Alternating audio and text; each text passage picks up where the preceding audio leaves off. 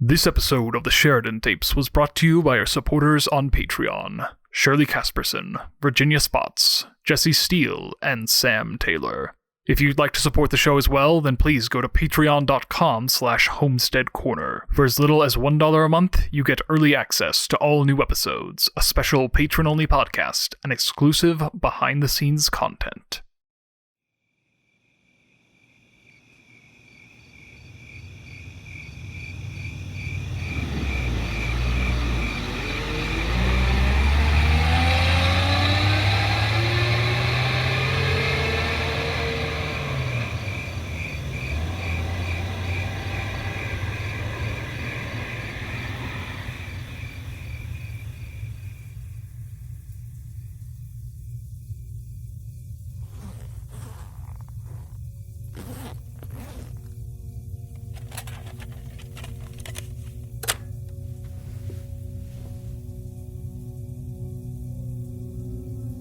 Reach me down, my Tycho Brahe. I would know him when we meet, when I share my later science, sitting humbly at his feet. He may know the law of all things, yet be ignorant of how. We are working to completion, working on from then till now.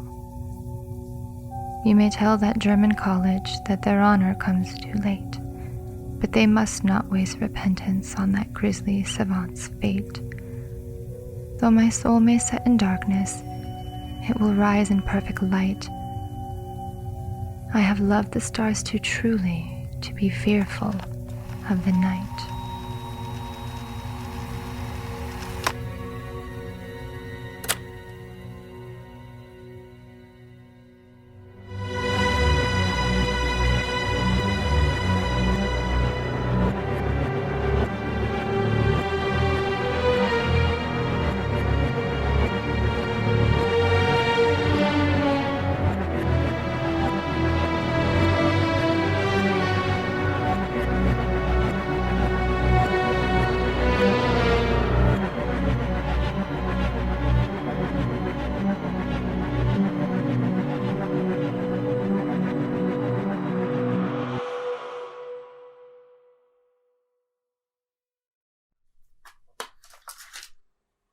Yes, hello? Are you still there? Dr. Park? Yes, I'm here. Sorry, I was trying to get my recorder working, but it froze up on me, so I had to find a tape for this old... It's fine, Detective Bailey. I really don't mind. You don't? I just figured you were short on time and... My schedule was full, but I had something else fall through at the last minute. I had your number on my desk, so I thought I may as well call. Oh, right. Well, would you mind saying your name again for the recording? Of course. Doctor Ren Park of the Institute for Stellar Propulsion, Heuristics, and Aeronautics in Ventura, California. Okay, this is Detective Samuel Bailey, Oslo County Police Department, Homicide Division. Recording on April 11th, 2019 at approximately 6:25 a.m. You're up rather early, Dr. Park. As are you, Detective. Now, you said this was about Anna? Yes, regarding her disappearance. Yes. Terrible thing. When... how did you first meet Miss Sheridan? Oh, it must have been 2014? Yes. May the 4th, 2014. I remember half the engineers were wearing Star Wars t-shirts and making the same awful pun. I was working at Quentin Aerospace then. Holtis Press had its headquarters less than a mile down the road, and Anna was requesting a scientific consultation for her next book. When someone brought it up at the morning staff meeting, I volunteered to meet with her. You were a fan of her work? Oh, God, no. I thought most of it was tripe, but I was burning out on my current project, so I welcomed the distraction. Given Anna's reputation, I half expected the building to be wreathed in shadow and overgrown with cobwebs, but it was actually really nice. The first floor was mostly taken up by a small bookstore, and it had a kind of dusty, classical feeling without being musty or dirty. They'd been in business since the late 40s, so it felt like history was radiating off the walls. Like I could feel the imprint of every person who'd ever wandered through that bookstore. I was looking through the old pulp novels and classic reprints on one of the shelves when someone tapped me on the shoulder. I turned around and there, of course, stood Anna. Anna Sheridan, mistress of horror and, from what I'd heard, magnet for all kinds of trouble. She didn't look anything like I expected her to. I guess I was imagining someone with raven hair, gaunt and pale from too many late-night dances with the devil. Basically, I was picturing a slightly creepier Morticia Addams. I couldn't have been more wrong. If I'd seen her anywhere else, I'd think she was an athlete or a backpacker, not a writer. Honestly, she'd spent a lot more time than I had outdoors, and it showed. Truth be told, I was a little intimidated. Physicists aren't the most social people, I'll admit, but then she apologized for startling me, saying she was contractually obliged to appear out of a cloud of smoke the first time she met anyone, and I began to feel a bit more at ease. She was good at that, making you feel like you were safe, like you could open up to her. Odd for someone who wrote the kinds of books she did. I tried reading a few of them later on, but I just couldn't reconcile them with the person I knew. Would you say you considered her a friend? I certainly did. I think she did as well. It didn't take long to figure out that she wasn't just a fantasist. She was a scientist herself. Of a sort. Maybe not formally, but her way of thinking, her insight, her methods, they were scientist qualities. And we were both rather solitary creatures by habit. Perhaps we never knew each other as well as most friends do, but we cared for one another. Though, I don't know if we would have grown so close if not for what happened next. We talked for a good few hours in the bookstore, pausing every once in a while when the occasional patron wandered in and recognized her. I told her about my work, my aspirations, where I went to school. Looking back on it, I think I did the lion's share of the talking, which almost never happens. She had a lot of interest in astronomy and cosmology, and she wouldn't let me get away with any oversimplified answers to her questions. I don't know why she needed my help. I think she had a better grasp of it than most science fiction writers. She was especially fascinated with how distant and disconnected everything in the universe is, yet how it all comes from the same fundamental source, how it's all unified by the same physics and chemistry. She even seemed to know a lot about quantum mechanics, which definitely took me by surprise. I deal mostly with classical physics, planetary orbits and rocketry, that kind of thing. I knew there were a few experiments at QA that dealt with some pretty high-level theoretical concepts, but I wasn't directly involved with any of them. By the time we wrapped up, it was 3:30. She was heading out of town that night, but she gave me her number and asked me to stay in touch. I promised I would, then drove back to the office. When I got back, I caught hell from my supervisor. Apparently, no one had told them what I was doing, and I wasn't actually cleared to leave. It was annoying, but I offered to stay late, just to smooth things over. They agreed, and I got back to... Well, I can't really say what I got back to. I signed a lot of big, scary NDAs during my time there. Normally, I would be exhausted by 4, but I was feeling strangely energized at that point. Something about Anna had fired my imagination. I'd been stuck on a few major design problems for months, but suddenly, everything fell into place. I made more progress on the I made more progress on the classified project I was working on at the time than I had in about half a year. It was exhilarating. Every equation I solved led to the next solution. It was so blindingly obvious now. Why had it taken me so long to figure out before? I downed half a dozen energy drinks at 6 and called it dinner. I know, it's a nasty habit I picked up in grad school. But still, I was wired at 9 o'clock at night, which was exactly what I was hoping for. I'd made up the lost time by then, so I didn't need to stay any longer. But at the same time, I did. I never put much stock in the idea of inspiration, but for the first time in my life, it felt like I wasn't pushing myself through the muck of miscalculation and guesswork towards a solution. I was being pulled towards an answer that already existed.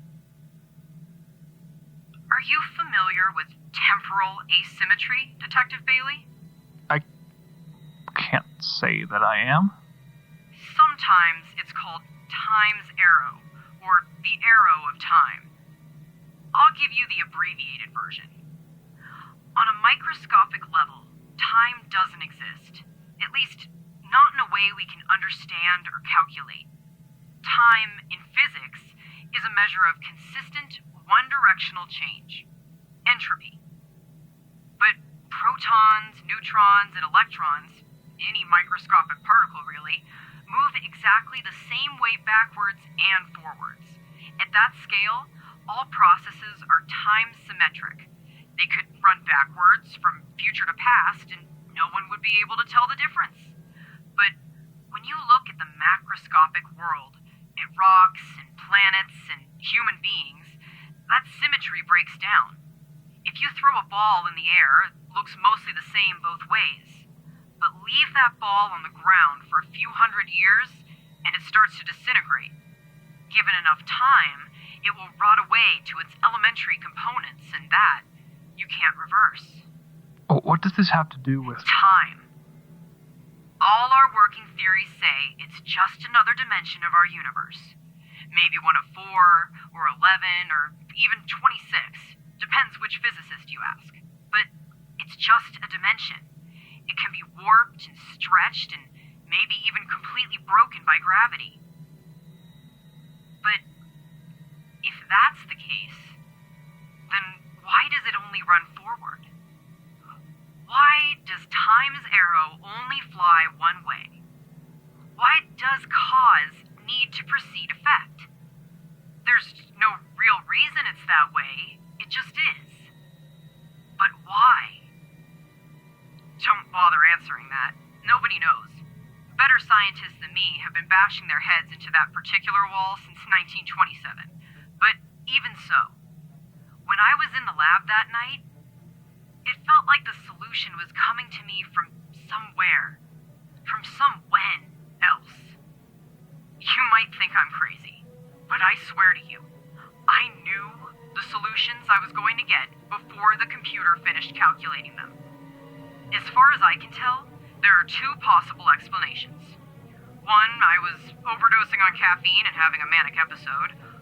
Or 2, that information was somehow traveling to my mind backwards through time. I know, it sounds ridiculous. Trust me, I've done everything I can think of to make that conclusion go away.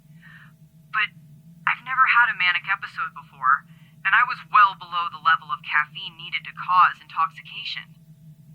As far as I can tell, there isn't a medical explanation for what happened. By midnight, I was barely conscious of what I was doing. I was only using the computer to confirm answers I was already plugging into the next equation. I felt close to something. Something far bigger than just the project I was working on. It felt like I was a few steps from finding out something fundamental. Some truth about our universe that no other scientist had ever dared to dream of. No, more than finding it. Proving it. Making it real. The numbers started to run together on the screen. I worked faster and faster until my fingers began to ache from typing. The computer fan was so loud, I began to get a headache as it screamed, struggling with calculations it was never built to process. I crashed programs when they stopped working, and I swear this is true. I started building my own. I didn't know what I was making, not on any conscious level. But one step seemed to lead to another. Then the next, and then the next. And it's not like I felt out of control. It felt more natural than breathing, which I'm not sure if I was actually doing at that point. All I was getting out of each step was a string of numbers or a bit of code, but it seemed like there was something hidden behind the data. Something telling me what I had to do next, giving me the next step in this process. And before I knew it, the computer crashed. No, not just the computer, the whole lab crashed. Somehow, the program I'd been running, the one I built from scratch despite barely knowing how to code anything, blew every fuse in the lab, including the lights. I swore at my own stupidity, then stood up to check the breakers. Unfortunately, my legs had cramped after sitting for so long, and I collapsed the moment I put weight on them. I tried to catch myself, but instead just slipped and hit my head on the lab floor. I must have blacked out, but I couldn't really tell with all the lights out and my mind as hazy as it was. I only realized later that it shouldn't have been so dark in there. The lab had emergency lights on a separate circuit, but somehow they were dead too. When I came to, the lab was still pitch black. My watch said it was past 3 in the morning, but I had no idea how long I'd been out. I was still a little lightheaded, bleeding from a small cut on my forehead, but other than that, I felt normal. Whatever had taken hold of me before, whether it was actual precognition or just plain mania, seemed to be over.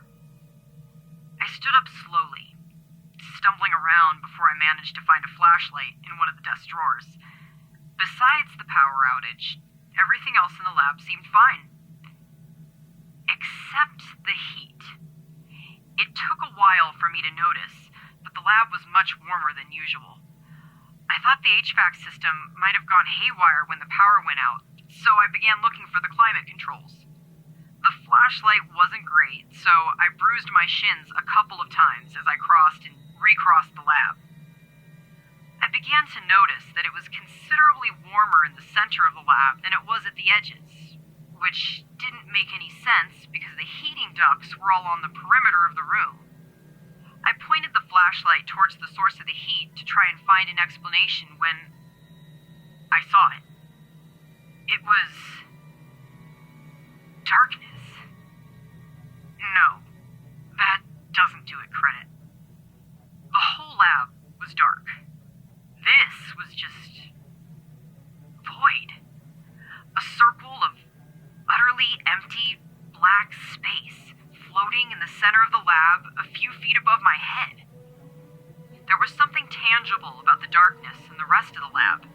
It looked almost like a faint static when I stared at it, as if my brain was trying to interpret what it already knew was there. But this, even if I took my flashlight off of it, I could still see the hole it made.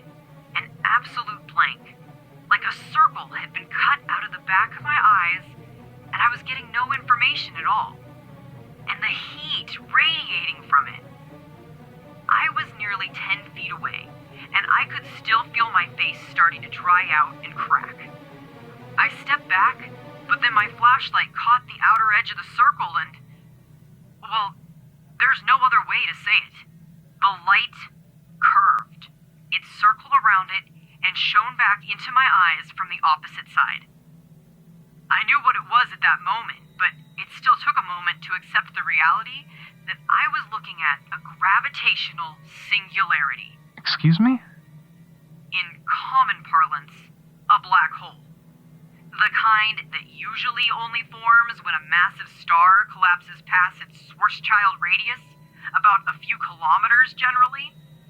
Only this one had an event horizon about the size of a bowling ball and was floating right in the middle of the lab. I froze, and pretty much stopped breathing at that point. I thought the heat emanating from it must be some kind of Hawking radiation, the kind of energy slowly released by a black hole as it decays over a vigintillion years. But if that was what it was, and this singularity was kicking off that much thermal radiation, then either it was evaporating way too fast, or it had an impossible amount of energy at its core. In either case, I should have felt some gravitational pull from it.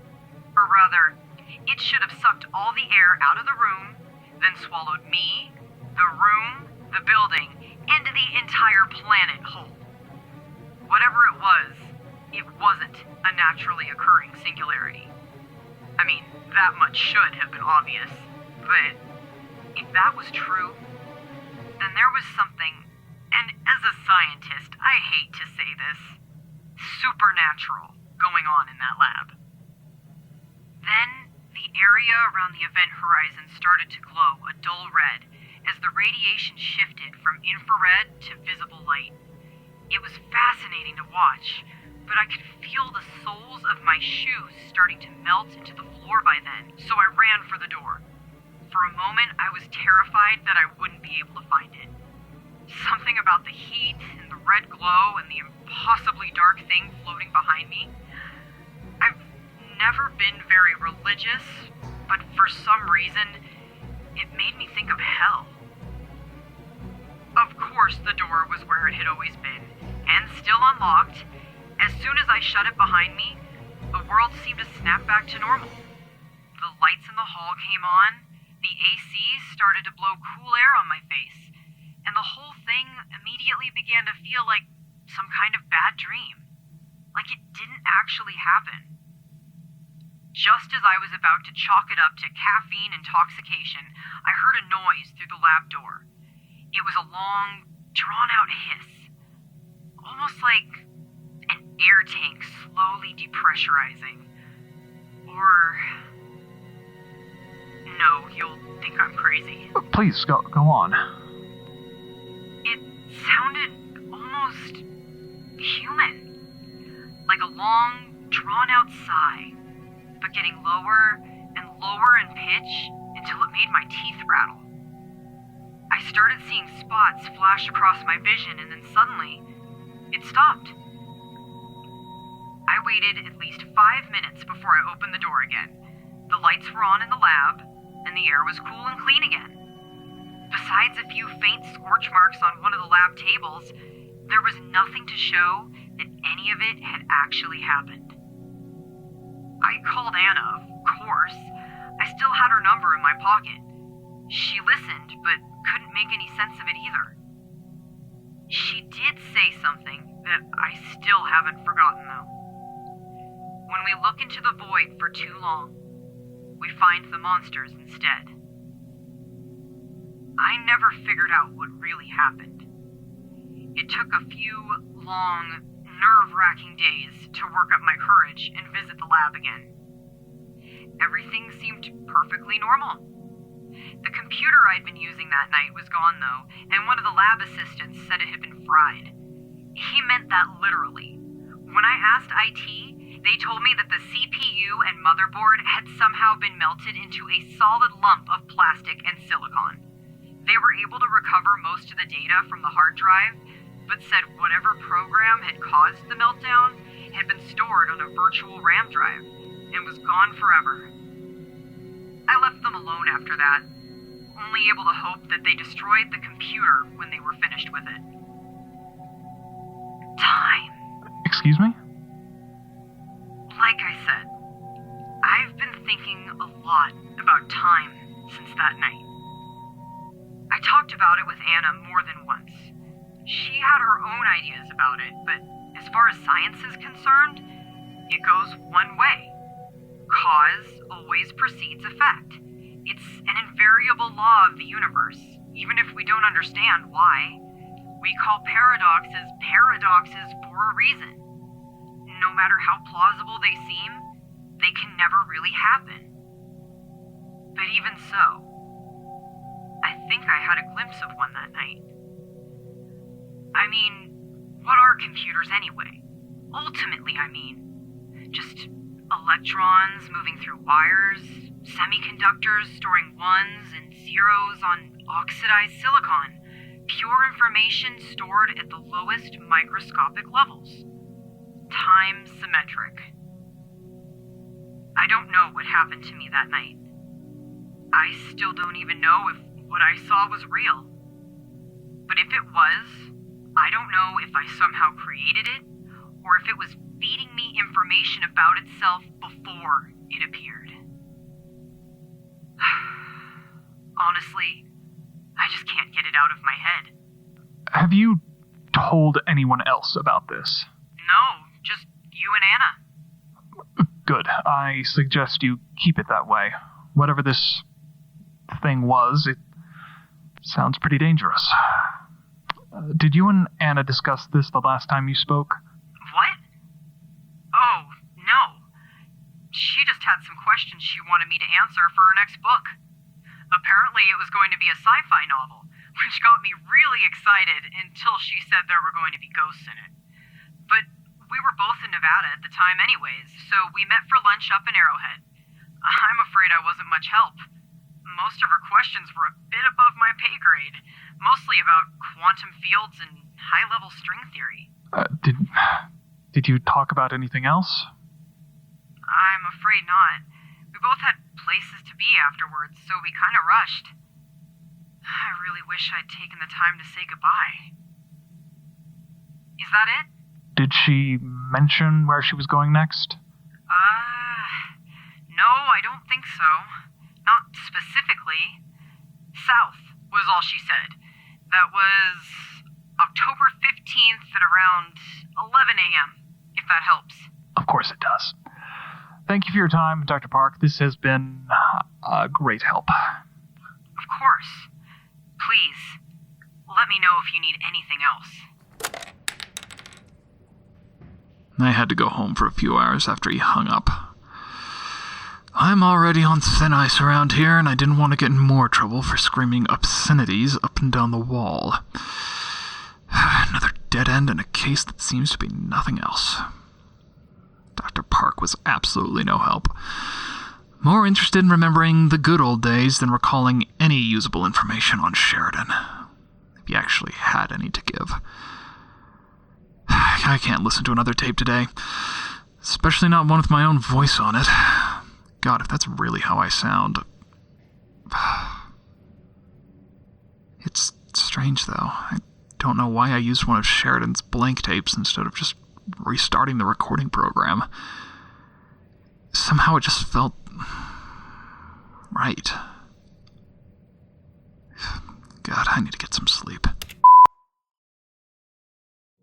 The Sheridan Tapes, Episode 6, Beyond the Reach of Human Thought, starring Erin Neely Chaconis as Anna Sheridan, Sam Taylor as Dr. Ren Park, and Trevor Van Winkle as Sam Bailey, with original music by Jesse Haugen, written and produced by Trevor Van Winkle and made possible by our supporters at patreon.com/homesteadcorner. Visit thesheridantapes.com to view additional content, rate and review us on Apple Podcasts, and connect with us on Twitter and Instagram at Trevor_VW. New episodes are released every Friday at 5 p.m. Pacific Standard Time on all podcasting platforms. I'm Trevor Van Winkle, this is Homestead on the Corner, and you're listening to The Sheridan Tapes.